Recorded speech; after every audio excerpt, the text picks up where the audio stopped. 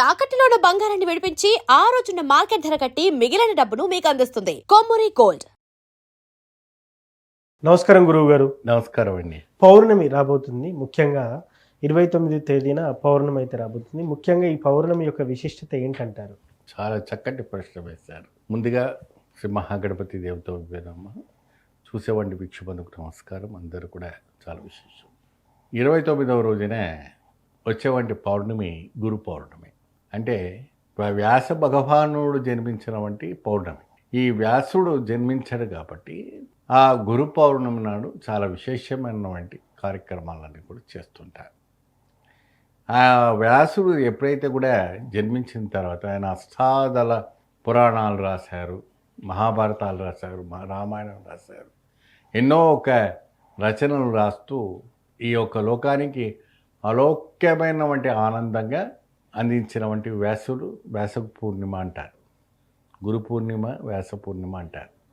ఆ రోజు వ్యాస వశిష్ఠ మహర్షిని వ్యాసవుని పెట్టి పూజించడం వల్ల అలౌక్యమైనటువంటి ఆనందం, అద్భుతమైనటువంటి ఒక ప్రసాదాన్ని లభ్యమవుతుంది. పోతే ఆ రోజు దిగంబరంగా ఉన్నటువంటి దత్తాత్రేయ స్వామి కూడా, ఆ దత్తాత్రేయ స్వామి దిగంబర శ్రీ పాదవల్లభ దిగంబర అని చెప్తూ ఆ దత్తాత్రేయ స్వామిని కూడా పూజించి సేవించడం వల్ల జరుగుతుంది.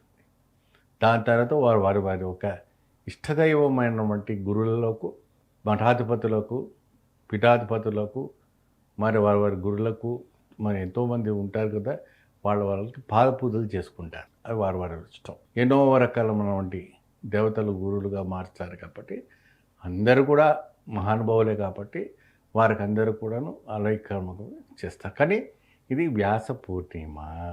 ఓకే. ఈ వ్యాస పూర్ణిమ రోజున ఎవరైతే కూడా మహిళలు ఉంటారో బియ్యపిండి, ఓకే, ఆ బియ్యపిండి దీపారాధన చేయటం వల్ల చాలా విశేషమైనటువంటి ఫలితాలు లభిస్తాయి. ఆ బియ్యపిండి రోజు సాయంత్రం సూర్యాస్తమయం అవగానే పౌర్ణమి ఉదయిస్తుంది. చంద్రుడు అప్పుడే ఉదయిస్తాడు కదా. సూర్యుడు ఇట్లా ఎలా అస్తమిస్తాడు, చంద్రుడు ఉదయిస్తాడు. అప్పుడు ఏం చేయాలంటే ఈ బియ్యపిండిని చక్కగా రావి చెట్టు దగ్గర బియ్యపిండితో ముగ్గు వేసి ఒక అరటాకు వేసి అక్కడ ఆ రావి చెట్టు దగ్గర దాన్ని ముండలాగా చేసినటువంటి బియ్యపిండి దీపాన్ని ఆవు నెయ్యితో, పశు నెయ్యి ఉంటుంది కదండి, పశు నెయ్యితో పెట్టి దీపారాధన పెట్టి మీ ఇష్ట కోరిక, మీ పేరు, గోత్రనామాలు ఏదైనా సంకల్పం చేసి సర్దనిచ్చుకొని మీరు స్వామివారికి ఆ రావి చెట్టుకి అర్పణం చేస్తే చాలా అద్భుతమైనటువంటి ఫలం. ఓకే. నైవేద్యానికి బెల్లం పెట్టాలి.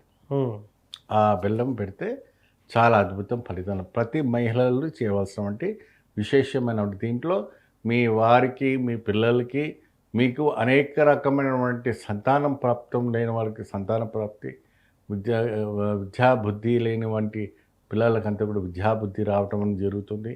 మరి ఎటువంటి అవగాహన లేని జీవితం అంతా కూడా అల్లకలంగా మారుతుంది. నాకు ఎటువంటి కూడా అర్థం కానివంటి వాళ్ళకంతా కూడా ఈ గురు పూర్ణిమ ఏం చేస్తుంది అంటే ఆ వారికి జీవితంలో కొత్త వెలుగు ఇవ్వటం జరుగుతుంది. కొత్త వెలుగు అంటే గురువు అంటే ఏంటి? చీకట్లో వెలుగు చూపించేవాటి వారి గురు. చీకటి అంధకారాన్ని తొలగించేవారి గురు. ఆ అంధకారాన్ని తొలగించేసి జ్ఞానాన్ని ప్రసాదించేటువంటి శక్తిని ఇచ్చేవాటి ఏంటంటే గురు. సో గురు అనుగ్రహం కలగాలంటే ఆ రోజు ఇలా చేయాలంట. ఇది చేయాలి, చాలా సంపూర్ణం. ఎందుకంటే ఆ ఒక రావి చెట్టులో సమస్త 33,000 కోట్ల దేవతలు కాగా అష్టాదళ గురువులు అందులో నివసిస్తారట.